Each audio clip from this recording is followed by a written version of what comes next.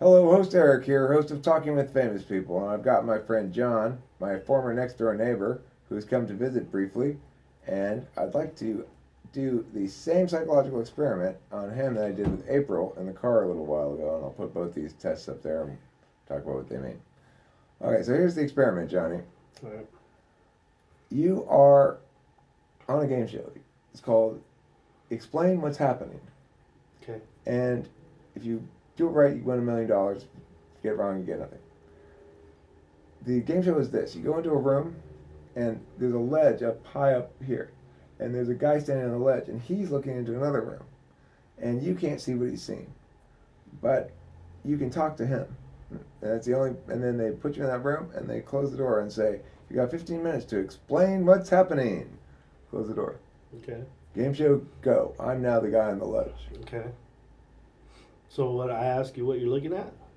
But you ask me whatever you want. You're on the ledge. Eric, what's on the other side of that ledge there? There's a room over here. Room. How big is it? It's about the size of this, about the size of Eric's garage. Okay, you're on the ledge. Is that room deeper than this room? No, it's on the same height level as the ledge. Okay. Does it look like a comfortable room? Yeah, looks comfortable. Got a couch, got a table. Okay. Is it a living room? Could be, or maybe an office room, some sort of like conference room, maybe. I'm not sure. All right. So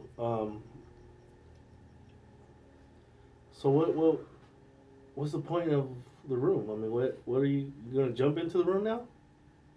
Am I gonna jump in? No, I Yeah. can't. I'm looking through a window here. Oh, okay. Um, I don't get what else I'm supposed to ask. You're supposed to explain what's happening in the room. So far, you haven't explained anything about what's. You haven't even asked anything about what's happening in the room. Oh, what is happening in the room? Well, that question's too broad. I can't answer Okay. that question. Are we peeping into somebody's house or something? Um, I would say it appears they do not know we are watching them. Okay, who's them? Well, the people in the room. Who are the people? Well, I don't know them personally. Maybe we shouldn't be looking in there then. Well, presumably the game show producers have accounted for that already. So are they actors? I can't. I don't know. They don't seem to be acting. Can They you look take like a- they're behaving naturally to me. Can you take a good look at them? Do they look familiar? That one girl looks kind of familiar, but I think it's because she looks like my sister's friend from Denver. Is she hot? She's pretty hot. Knock on the window. Say hi.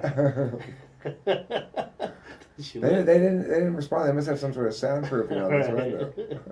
Okay, what are they doing? Well, let's see. There's a girl on a couch. The question's too broad. She's sitting. She's sitting, and who else is in there with her? There's a girl in there. There's two other people in the room. Okay, are they male or female? They're male. All right, so there's two males and a female in there. Mm-hmm. She's just sitting there, Well, I mean, she's sitting. and what are the other guys doing? One of them is sitting across the room at a table, and the other one is standing near the girl sitting on the couch. Okay, are they talking to each other? Yes, their mouths are moving, Okay, not at the same time, so I'm assuming they're conversing. they're having a conversation. Okay, so it's three people having a conversation in a room. The person at the table does not appear to be participating in the conversation. Okay, maybe he's observing them too, like we are. That's not a question. Okay, Well, the previous thing you said wasn't a question either, but I answered it anyway. I don't know what they're doing. They're just living their daily lives in a room. Interesting. Well, I don't know what they're doing either. The point is to sort of assess how you go about tackling a problem like that. Like, what information do you seek first? Right? So, what's interesting is pretty high in your priority, you sought information about the physical specs of what's going on, like how high up it is, where it is, and what the relationship is to the space, right? Right. Which would be consistent with a personality type of something like ESTJ or I mean, that makes sense to me for you. I don't know. Let me pause this for a second. Let's do a little. All Let me right. look at something. Okay, so I think Johnny's ESTJ, more from knowing him than from anything he said on that test. But ESTJ is a representative of tradition and order, utilizing their understanding of what is right, wrong, and socially acceptable to bring families and communities together.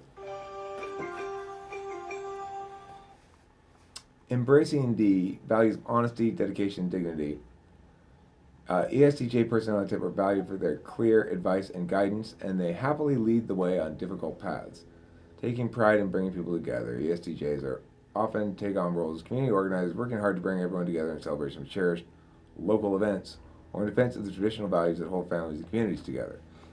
Um, this is a personality type that I am familiar with because I don't know if it's really, you're not really the same as either of the other ones I know, but Al Arena's an ESTJ, and I think my friend Scott Wheeler is as well. And Those guys are smart. I know those guys.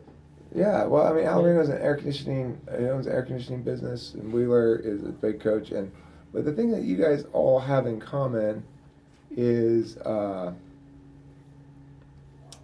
you are you know what the expectations are, and you know like really clearly what the rules are. You don't necessarily want to follow them all the time, but you know what they are, and you have a clear reference point. Like, what do you tell me about your values? What do you value? Um, family, loyalty, uh, friendship, um, honesty. That's pretty much it. If you walked into a room and you saw like, okay, there's two people who are arguing, and one of them's yelling at there's a male and a female. The male's yelling at the female, and she's crying, and let's say it's not a room. Let's say it's you come out of a restaurant and it's like off to the side there, and they're kind of by the corner. And that's, what do you think? What do you consider doing? What do you actually do? And walk me through that sort of interpretive process for you. Okay. First of all, I'm very non-confrontational. That's one thing about me. I hate confrontation. It makes me feel uncomfortable. Um, if I get in an argument with somebody and they start getting all, excited, I know when to back off. Um, I'm pretty smart with that when it comes to arguing with people like that. If I saw that, there was one time. Can I talk about a time that I did see that? Yeah, of course. I did see a guy. I'm not sure if he was hitting her, but I know he was being really aggressive with her, and she was crying. And I passed by in my car, and I was like, "Wait a minute, something's going on here. Let me back up." I backed up, and I told the guy, "Hey," no, I asked the girl, "Are you okay? What's going on?" And the guy's like, "Mind your own business," and this and that. And he got aggressive with me. And I was like, "You're bothering this girl. Are you okay?" I asked the girl. I said, "You just stop right now. Are you okay?" And she told me, crying, "Everything's fine. Just leave us alone." And so I left him alone. I left. But yeah, if I see a man being aggressive with a woman, yeah, I'm gonna say something. I'm gonna find out if everything's okay. If I were to ask you, which of these life priorities do you think is most important for you, or what do you think you actually manifest most frequently? If effectiveness, preciseness, precision, motivation, being sufficient with what you have, being flexible, able to adapt in any given situation, being distinct, being a unique person, um, being one with the experience, like just experiencing stuff, or being able to predict what's going to happen and having regularity in your life. I think experience. Experience, SE. Yeah. Interesting. You learn from experience. Okay. That's what I learned best with. So what do you mean by you learn from experience? Are you saying when you have these experiences, they teach you how you ought to behave in the future? I learned from them, so I guess, yeah. Okay. Because what I mean by experience, I mean like, do you think it's most important to have experiences, like to go to feel the experience of somebody who really prioritizes SE, for example, is going to think that one of the most important things is working out or or being healthy with your body. They're fairly body focused. You're reasonably body focused. I know you've talked to me before about like dieting or not dieting and stuff like that kind of stuff. Yeah. So, how much emphasis do you put on physical sensations? Like, do you prioritize activities that give you a body rush of some sort? At times, yeah. Sometimes, yeah. Okay. Um, so when you say, okay, see, what I'm thinking is experience, you're talking about a priority, you're talking about for the purpose of learning. But I mean, do you see are you being on a linear path, you're trying to grow into a better version of yourself at all times, or do you feel like you're trying to realize who you actually are and be sufficient and final in that? I'm always trying to be better. All right, well, that's going to have to do it for today. I wish I had more time, but it's age calling me. All right, thank you, bye. Bye.